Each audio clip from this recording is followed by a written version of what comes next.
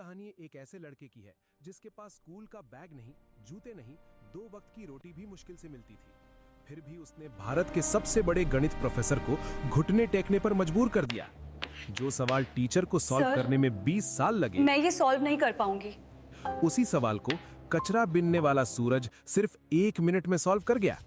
आइए देखते हैं उसने ये कैसे किया।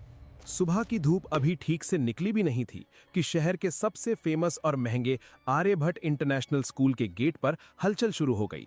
ये स्कूल रईसों के बच्चों के लिए था, जहां टैलेंट से ज्यादा पैसों के दम पर एडमिशन मिलता था। बड़ी बड़ी गाड़ियां रुक रही थीं और एसी कारों से बच्चे उतर रहे थे। उनके कपड़े चमक रहे थे, उनके जूतों पर धूल का एक कण भी नहीं था। लेकिन इसी चमक दमक से दूर स्कूल की दीवार के ठीक बाहर कूड़े के ढेर के पास एक 12 साल का लड़का खड़ा था। उसका नाम था सूरज। सूरज का हुलिया ऐसा था कि लोग उसे देखकर मुंह बना लेते थे। उसके कपड़े गंदे थे, शर्ट के बटन टूटे हुए थे और पैरों में अलग अलग रंग की हवाई चप्पलें थीं, जो शायद उसे किसी कचरे के डिब्बे में मिली होंगी। उसके कंधे पर प्लास्टिक का एक बड़ा सा बोरा लटक रहा था। लेकिन अगर आप ध्यान से सूरज की आंखों में देखते तो वहां आपको भूख नहीं, एक अजीब सी चमक दिखाई देती। सूरज कचरा बीनता था, लेकिन उसका ध्यान प्लास्टिक की बोतलों पर कम और स्कूल के अंदर से आने वाली आवाजों पर ज्यादा रहता था। उसे कूड़े के डिब्बों में ज्यामिति के शेप्स दिखते थे। उसे गाड़ियों के नंबर प्लेट्स में मैथ्स के पैटर्न नजर आते थे।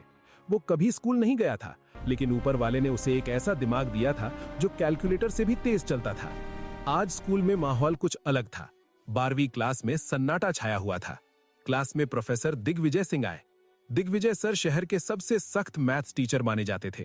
उनके बारे में कहा जाता था कि उनके सवाल बच्चों के पसीने ही नहीं, जान भी निकाल देते हैं। दिग्विजय सर आज बहुत गुस्से में लग रहे थे। उन्होंने हाथ में पकड़े डस्टर को जोर से टेबल पर पटका। धूल, वो चिल्लाए, तुम सबके दिमाग में धूल भरी है। तुम्हें लगता है कि तुम्हारे पापा के पैसे तुम्हें पास करवा देंगे? गणित बाजार में मिलने वाली सब्जी नहीं है जिसे पैसों से खरीदा जा सके। ये मेहनत मांगती है। पूरी क्लास डरी हुई थी। दिग्विजय सर ने चौक उठाई और ब्लैक बोर्ड की तरफ मुड़े। उन्होंने बोर्ड पर एक सवाल लिखना शुरू किया।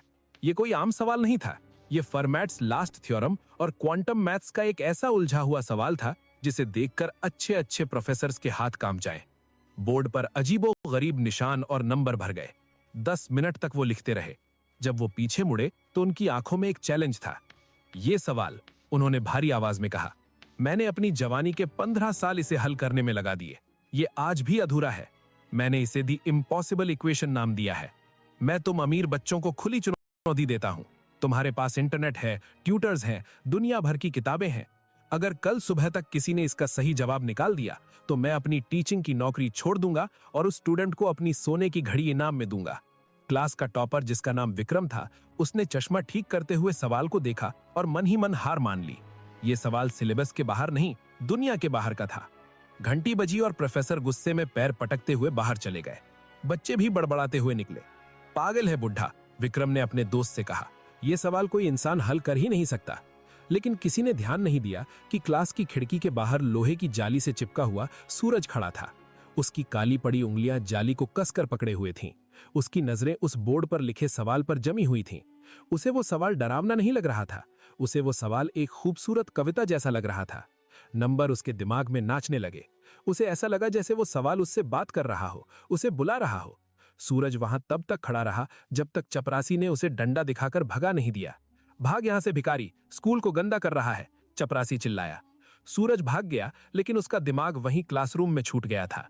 दोस्तों, कहानी में आगे क्या हुआ ये जानने से पहले अगर आप ऐसी ही दिल को छू लेने वाली कहानियां सुनना पसंद करते हैं तो अभी हमारे चैनल को सब्सक्राइब कर लें ताकि कोई भी नई कहानी आपसे मिस ना हो। रात हो चुकी थी। शहर सो रहा था, लेकिन सूरज की झुग्गी में नींद नहीं थी। उसका शराबी पिता खर्राटे ले रहा था और मां बीमार पड़ी थी। घर में खाने को कुछ नहीं था। सूरज का पेट भूख से मरोड़ रहा था, लेकिन आज उसे भूख से ज्यादा बेचैनी उस सवाल की थी। वो सवाल उसे सोने नहीं दे रहा था। उसके दिमाग में बार बार वो सिंबल्स आ रहे थे। रात के 2 बजे जब रहा नहीं गया तो सूरज उठा। उसे लगा कि अगर वो उस सवाल को हल कर लेगा तो शायद उसके मन का शोर शांत हो जाएगा। वो चुपके से अपनी झुग्गी से निकला और स्कूल की तरफ दौड़ा।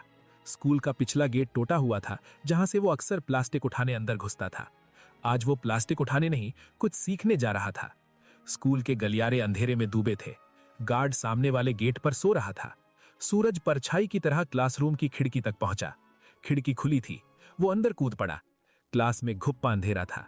बस बाहर स्ट्रीट लाइट की हल्की रोशनी आ रही थी जो सीधे ब्लैक बोर्ड पर पड़ रही थी।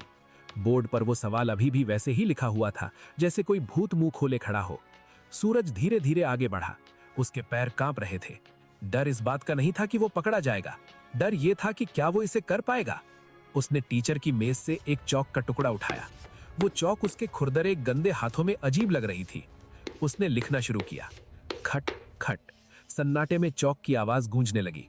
पहले वो धीमा था, लेकिन जैसे जैसे सवाल सुलझता गया उसकी रफ्तार बढ़ती गई। सूरज भूल गया कि वो भूखा है। वो भूल गया कि वो एक कचरा बीनने वाला है। इस वक्त वो सिर्फ एक गणितज्ञ था। उसके दिमाग में कायनात के सारे ताले खुल रहे थे। उसे वो रास्ता मिल गया था जो प्रोफेसर दिग्विजय को 15 साल में नहीं मिला। पसीने से भीगा, धूल में सना सूरज 3 घंटे तक लगातार लिखता रहा।